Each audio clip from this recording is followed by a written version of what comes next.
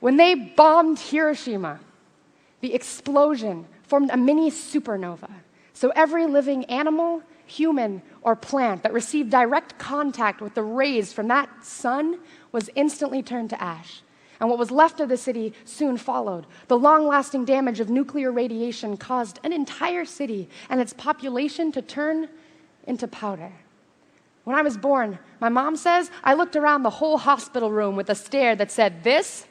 I've done this before." She says, I have old eyes. When my grandpa Genji died, I was only 5 years old, but I took my mom by the hand and told her, "Don't worry, he'll come back as a baby." And yet for someone who's apparently done this already, I still haven't figured anything out yet. My knees still buckle every time I get on a stage. My self-confidence can be measured out in teaspoons, mixed into my poetry, and it still always tastes funny in my mouth. But in Hiroshima, some people were wiped clean away, leaving only a wristwatch or a diary page. So no matter that I have inhibitions to fill all my pockets, I keep trying, hoping that one day I'll write a poem I can be proud to let sit in a museum exhibit as the only proof I existed. My parents named me Sarah, which is a biblical name. In the original story, God told Sarah that she could do something impossible, and she laughed. Because the first Sarah, she didn't know what to do with impossible. And me, well, neither do I.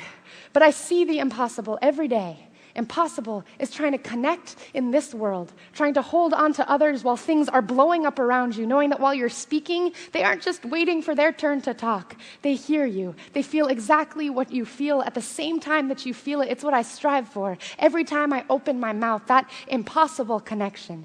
There's this piece of wall in Hiroshima that was completely burnt black by the radiation. But on the front step, a person who was sitting there blocked the rays from hitting the stone. The only thing left now is a permanent shadow of positive light.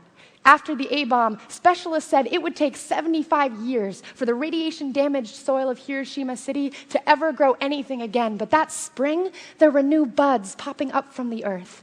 When I meet you, in that moment, I'm no longer a part of your future. I start quickly becoming part of your past. But in that instant, I get to share your present. And you get to share mine. And that is the greatest present of all. So if you tell me I can do the impossible, I'll probably laugh at you. I don't know if I can change the world yet, because I don't know that much about it. And I don't know that much about reincarnation either. But if you make me laugh hard enough, sometimes I forget what century I'm in. This isn't my first time here. This isn't my last time here. These aren't the last words I'll share. But just in case, I'm trying my hardest to get it right this time around. Thank you.